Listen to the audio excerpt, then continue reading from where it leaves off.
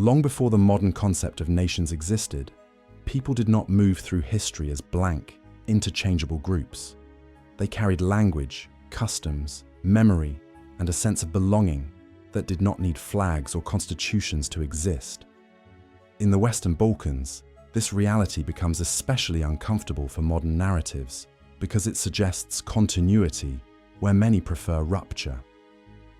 Albanian identity, in this sense, did not suddenly appear in the 19th century. It evolved much earlier, quietly and persistently. Ancient societies defined themselves differently than modern states do. Identity was not written into law. It was lived. It was expressed through kinship systems, customary rules, shared myths, and above all, language. Before we continue, thank you for watching this far. It honestly means a lot. I wanted to take just a few seconds to tell you that we now have our own membership community here on the channel. If you enjoy these deep dives into Balkan and Albanian history, if you feel proud seeing our stories told properly, and if you want to support the channel directly, you can join our members by clicking the button below. Members get early access to videos, behind-the-scenes posts, exclusive polls where you help choose future topics. And for the higher tiers, your name even appears at the end of every documentary. It's completely optional, but it helps me invest more time, more research, and bring you even better content. Let's get back to our story. In the regions historically associated with Illyrian populations, we see long-term stability in settlement patterns rather than mass replacement. Mountains, difficult terrain, and relative isolation acted as cultural shields. People adapted, but they did not disappear. This is where the controversy begins. Many historians accept that identities existed before nations, yet hesitate when that idea is applied to Albanians. The argument often shifts toward ambiguity, labeling continuity as uncertain or unprovable. But uncertainty is not absence. In fact, the survival of distinct customs and social organization across centuries suggests that a recognizable group identity was maintained, even without political unity. Language plays a central role here. While borders shifted and rulers changed, the Albanian language survived without being absorbed or replaced. That alone raises difficult questions. Languages tied to populations that vanish usually vanish as well. Albanian did not. It evolved internally, preserving structures that linguists recognize as ancient within the Indo-European family.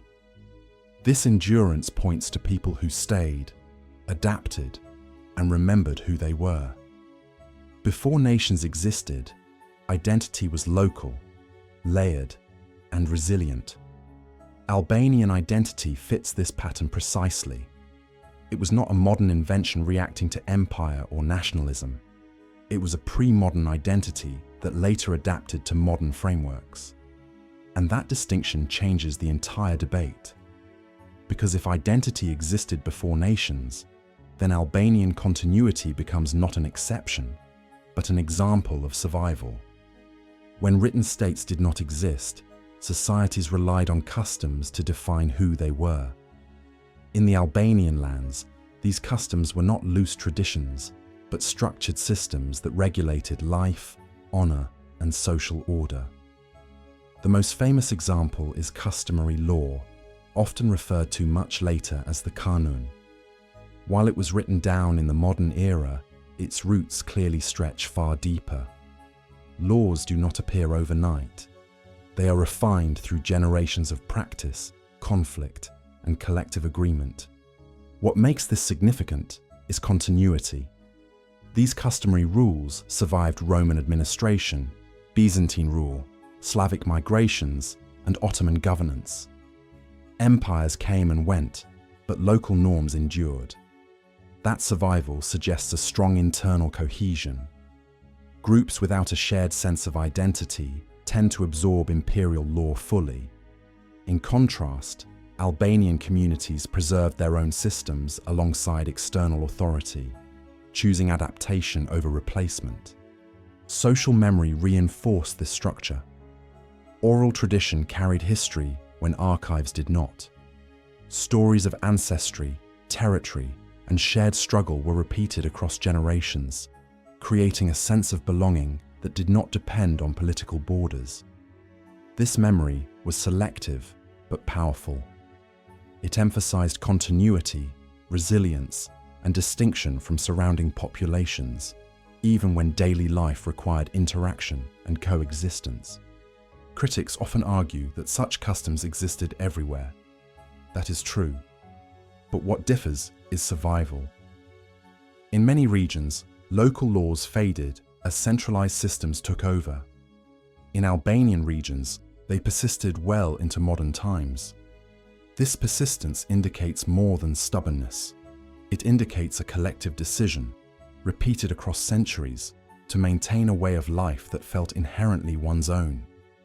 Taken together, customs and memory form a strong case for pre-national identity.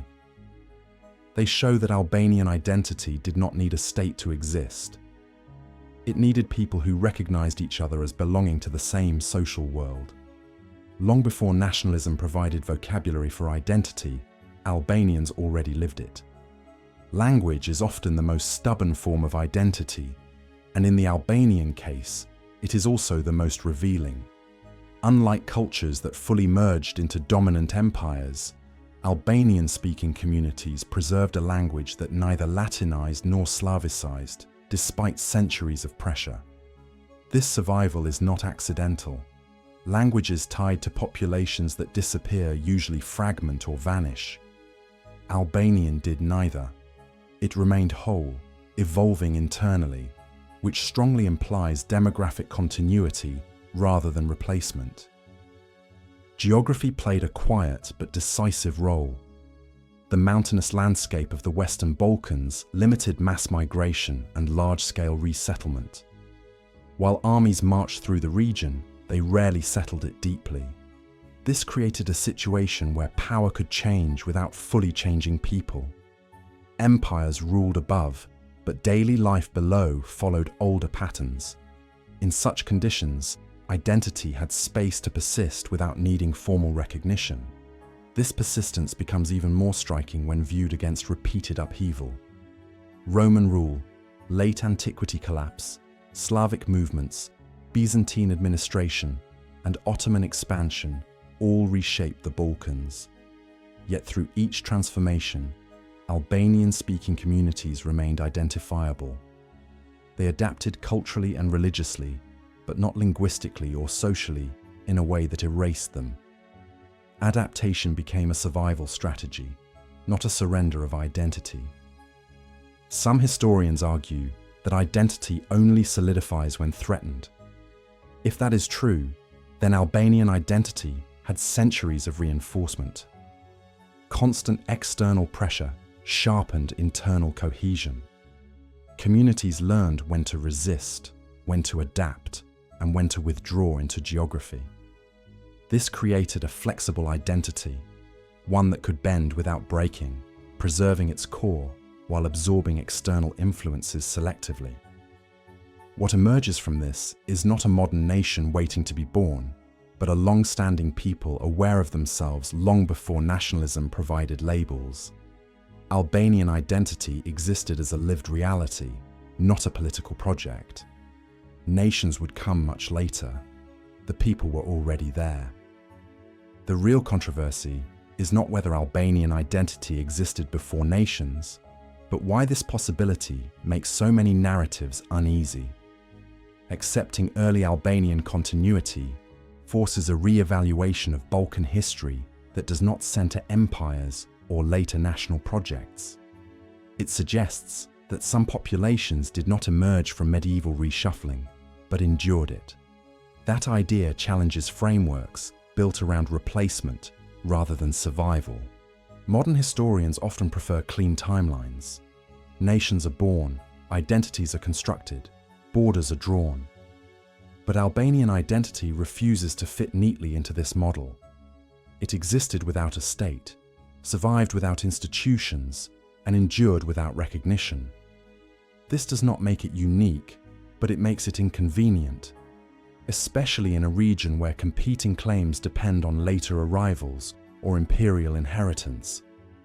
What is often overlooked is that continuity does not require purity. Albanian identity absorbed influences from Rome, Christianity, Islam, and neighboring cultures. But absorption is not erasure. The core remained intact.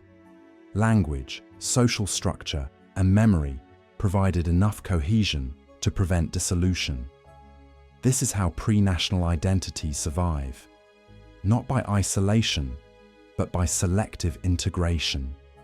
This perspective does not deny the existence of others, nor does it claim exclusivity. It simply acknowledges endurance. And endurance matters. Because if Albanian identity existed before nations, then modern Albania is not a political invention. It is the latest expression of a much older continuity. That realization shifts the conversation from legitimacy to longevity.